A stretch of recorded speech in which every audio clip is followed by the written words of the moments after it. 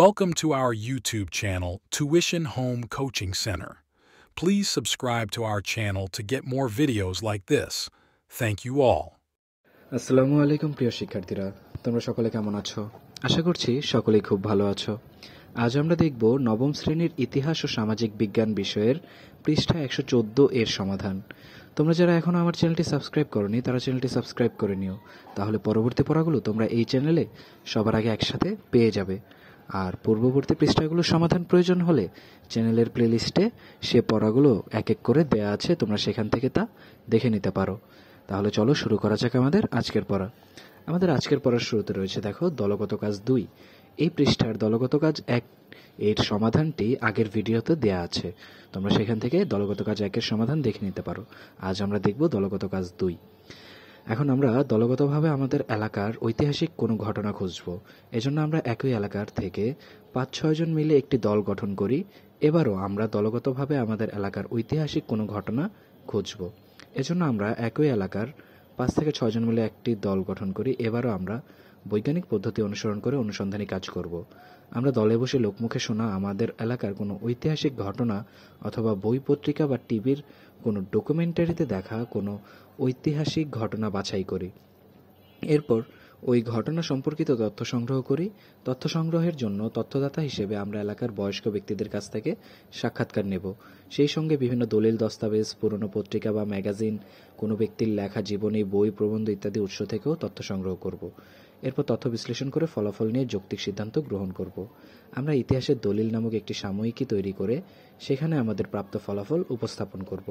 আমরা ছোট প্রতিবেদন, গল্প, কবিতা ইত্যাদি বিভিন্নভাবে এই সাময়িকীতে আমাদের অনুসন্ধান পদ্ধতিতে প্রাপ্ত ফলাফল উপস্থাপন করব। তাহলে চলো আমরা দেখে নিই এই দলগত কাজ 2 এর সমাধান। সাময়িকীর শিরোনাম: ইতিহাসের দলিল, ডাকুয়া জমিদার বাড়ি। তথ্যের উৎস: গুগল, ইউটিউব, স্থানীয় জনগণ, পত্রপত্রিকা ইত্যাদি। এর পরবর্তী পৃষ্ঠায় দেখো রয়েছে তথ্য বিশ্লেষণ। ডাকুয়া জমিদার বাড়ি গাইবান্ধা জেলার সুন্দরগঞ্জ উপজেলার ধর্মপুরে অবস্থিত। ডাকুয়া পরিবারের সবচেয়ে প্রভাবশালী জমিদার ছিলেন দৌলত ডাকুয়া। তিনি ছিলেন অনেক ভূসম্পত্তির মালিক। এলাকায় তিনি দানবীর এবং শিক্ষানুরাগী হিসেবে পরিচিত ছিলেন। ডাকুয়া জমিদার বাড়ির প্রাচীন স্থাপত্যগুলো ছিল বেশ চমকপ্রদ, কিন্তু 2000 সালের শেষের দিকে ডাকুয়ারদের বিভক্তির কারণে প্রাচীন স্থাপত্যগুলো ভেঙে নতুন করে বিভিন্ন বিল্ডিং নির্মাণ করা হয়। ঐতিহাসিক এসব স্থাপনা ভেঙে ফেলার কারণ হচ্ছে ভবনগুলো ছিল পরিত্যক্ত ও নড়বড়ে। তবে এখনও ধর্মপুর ইউনিয়ন পরিষদের পেছনে ডাকুয়া জমিদারদের আমলে নির্মিত একটি মসজিদ রয়েছে, যেখানে এখনও নিয়মিত নামাজ আদায় করা হয়। লোকমুখে জানা যায় এই জমিদার ব্রিটিশ শাসনামলে খাজনা আদায় করতে বলে মানুষ তাদেরকে ডাকুয়া বলে সম্বোধন করত। তৎকালীন সময়ে উত্তরবঙ্গের গাইবান্ধা জেলায় বিয়ের সময় প্রচুর যৌতুকের প্রচলন ছিল। এই সময় মেয়ের বিয়েতে মেয়ের বাবা যৌতুকের টাকা দিতে অপারগ হলে কিংবা এই জাতীয় কোনো রকম সমস্যায় পড়লে ডাকুয়া পরিবারের সদস্যরা বিপদগ্রস্তদের অর্থনৈতিকভাবে সহযোগিতা করতেন। আবার এলাকার উন্নয়নে ডাকুয়া জমিদার পরিবারের সদস্যরা নিজস্ব অর্থায়নে এলাকার রাস্তাঘাট, শিক্ষা প্রতিষ্ঠান, মসজিদ, মাদ্রাসা, মক্তব প্রভৃতি নির্মাণ করতেন। উদাহরণ হিসেবে বলা যায় 1958 সালের ধর্মপুর ডিডিএম দৌলত ডাকুয়া মেমোরিয়াল উচ্চ বিদ্যালয়, 1972 সালের ধর্মপুর পিএন পলকজান নেসা উচ্চ বিদ্যালয় সহ অসংখ্য শিক্ষা প্রতিষ্ঠান নির্মাণ করেন। ডাকুয়া জমিদার বাড়ির পরিবারের সদস্যরা মুক্তিযুদ্ধের সময় গুরুত্বপূর্ণ ভূমিকা পালন করেন। লোকমুখে প্রচারিত একটি ঘটনা হলো মুক্তিযুদ্ধে পাকিস্তানি হানাদার বাহিনী সারা দেশে তাণ্ডব চালায়।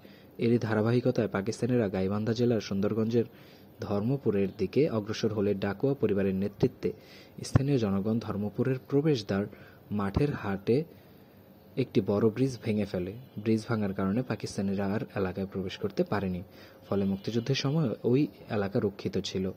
সর্বোপরি কথা বলা যায় যে ডাকুয়া জমিদার বাড়ির সদস্যরা এলাকার আর্থ-সামাজিক উন্নয়নে গুরুত্বপূর্ণ ভূমিকা পালন করে। ফলাফল: ডাকুয়া পরিবারের জমিদাররা উক্ত স্থানে ব্যাপক উন্নতি সাধন করে, যার ফলে এই স্থানটি শিক্ষা দীক্ষায় অনেকটা অগ্রসর হতে পারছে। এমনকি তারা মুক্তিযুদ্ধ এই স্থানটিকে নিরাপদ রাখার জন্য প্রশংসনীয় ও সাহসী উদ্যোগ গ্রহণ করেছিল, যার ফলে পাকিস্তানি হানাদার বাহিনীরা এই স্থানে প্রবেশ করতে পারেনি এবং গ্রামের মানুষ এভাবে রক্ষা পেয়েছিল। যৌক্তিক সিদ্ধান্ত: ডাকুয়া পরিবার বা ডাকুয়া জমিদারগণ যেসব উদ্যোগ গ্রহণ করেছে সমাজের আর্থসামাজিক উন্নয়নের লক্ষ্যে তা সত্যিই আমাদের জন্য অনুকরণীয়। তাহলে শিক্ষার্থীরা, এই হলো আমাদের দলগত কাজ 2 এর সমাধান। পরবর্তী পৃষ্ঠার সমাধানগুলো পেতে চ্যানেলটি সাবস্ক্রাইব করে আমাদের সাথেই থাকো। পরবর্তী পৃষ্ঠার সমাধানগুলো খুব শীঘ্রই তোমাদের জন্য এই চ্যানেলে আপলোড করে দেওয়া হবে। ধন্যবাদ সকলকে। Welcome to our YouTube channel, Tuition Home Coaching Center. Please subscribe to our channel to get more videos like this. Thank you all.